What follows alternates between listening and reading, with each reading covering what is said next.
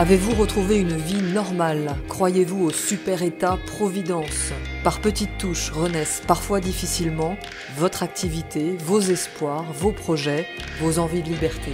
La rédaction de La Tribune continue de donner la parole aux créateurs, indépendants, salariés, chefs d'entreprise, avec ses lettres de l'après.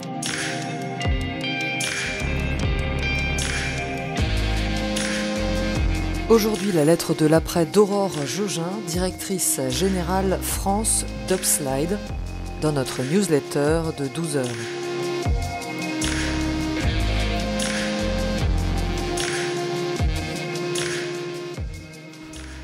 Piloter son entreprise en temps de crise, un exercice exigeant et riche d'enseignements. Une crise est un moment charnière pour une entreprise, mais aussi pour son dirigeant. Se remettre en question quotidiennement, prendre des décisions fortes et observer la mobilisation inédite de ses équipes génère un mélange de crainte, de gratitude et d'excitation.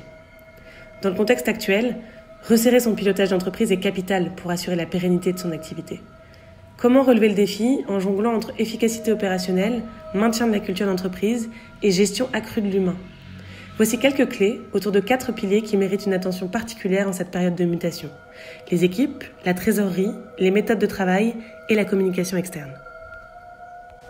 Premier pilier, les équipes donc. Comment assurer la cohésion des équipes en les impliquant dans la stratégie? L'inquiétude et le stress sont souvent les premières réactions face à un changement de situation. Il s'agit précisément d'un moment où l'adhésion de tous est essentielle. Il faut très rapidement rassurer, préserver et guider. Une fois le cadre fixé, tous les collaborateurs sont en première ligne pour faire remonter l'infoterrain et diffuser les messages clés aux clients. Ils doivent impérativement être impliqués dans l'élaboration puis l'exécution du plan de gestion de crise. Si ce plan n'est pas connu ou maîtrisé, il perd de sa force et de son intérêt. Il est donc nécessaire de les projeter sur l'impact des actions prioritaires et d'expliquer les critères de choix des projets maintenus ou suspendus. Cette pédagogie crée une prise de conscience collective qui les amène à se serrer les coudes. Une communication étroite sur les décisions prises par la cellule de pilotage de crise est à privilégier.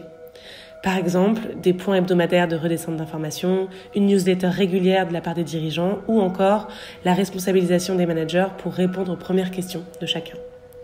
Transparence et bienveillance sont primordiales pour traverser la tempête. Nos équipes, plus que jamais, sont sur le front et mettent toute leur énergie, leur proactivité et leur créativité au service de l'entreprise. C'est le rôle du dirigeant de veiller à leur bien-être et de leur éviter le surmenage. Cette crise, c'est un marathon, pas un sprint. C'est à nous de le leur rappeler. L'économie mondiale est bouleversée et la sortie de crise incertaine. Comme dans toute crise, la gestion de la trésor, ça va être central.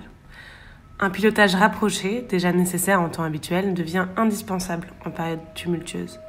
Les rebondissements incertains et imprévisibles d'une crise, fluctuation des marchés financiers, annonces gouvernementales, tout ça c'est autant d'événements qui influent sur les projections de trésor. Ajuster ses prévisions en permanence, c'est un prérequis.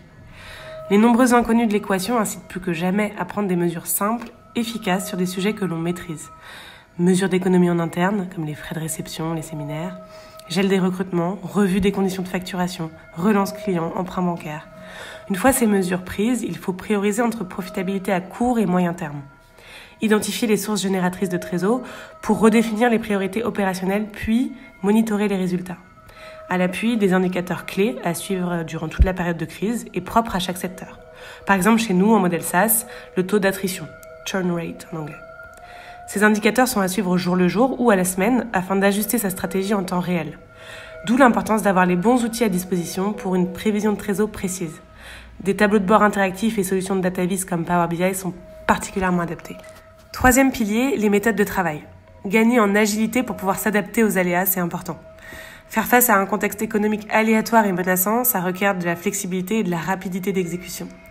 Il faut sans cesse adapter ses opérations, mais aussi sa stratégie. Les rebondissements non maîtrisables de la crise font immanquablement fluctuer l'ordre de nos priorités. En un mot, soyons agiles. En contexte de crise, l'équilibre entre les actions défensives, comme les réductions de coûts, et offensives, comme la création d'une nouvelle offre, c'est clé. Pour anticiper les tendances, les analyser et les transformer en opportunités, il est essentiel de prendre la température sur le terrain, mais aussi de nourrir sa réflexion. Par exemple, en participant à des webinaires avec des pairs, ou en capitalisant sur les remontées des clients. En gardant toujours en tête qu'une approche héroïste, elle, est primordiale. Prioriser les projets rentables à court et moyen terme, générateurs de valeur ajoutée pour l'entreprise, en s'appuyant justement sur les analyses terrain. Pour continuer à avancer et se projeter dans les succès à venir, construire une vision à plus long terme est salvateur. Pour le faire sur des bases saines et en gardant de la flexibilité, plusieurs scénarios de prévision peuvent être construits. L'optimiste, le pessimiste et le catastrophiste, par exemple.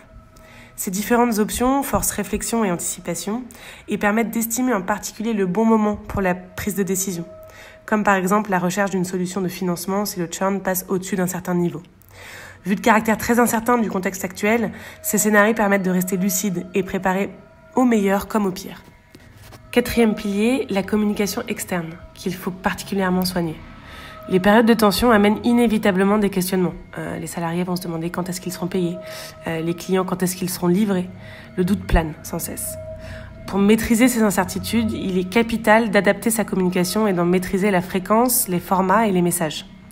L'objectif, c'est de rassurer le plus rapidement possible en informant des difficultés à prévoir suffisamment en amont pour éviter des situations malheureuses de rupture de confiance qui affectent grandement la crédibilité de l'entreprise en externe et en interne.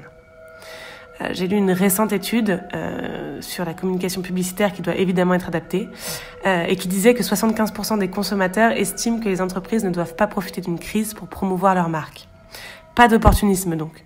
Et les principes clés de la communication de crise, qui sont empathie, honnêteté, transparence et respect de ses engagements, et qui sont les gages d'une collaboration solide et pérenne. La bonne nouvelle dans tout ça, il y en a. Nos manières de travailler et de collaborer promettent d'être durablement transformées. Et au-delà de la flexibilité gagnée sur le travail à distance, on peut s'attendre à un impact sur nos vies de manière globale. La façon d'envisager son équilibre professionnel et personnel, le rapport au temps et aux relations humaines, tout ça va changer. La transformation sociétale en cours est réelle et fascinante. Gardons le cap, prenons soin de nos collaborateurs et de nos clients, restons alertes et curieux. Notre ouverture d'esprit nous permettra de sentir le vent tourner, d'anticiper et d'assurer l'après.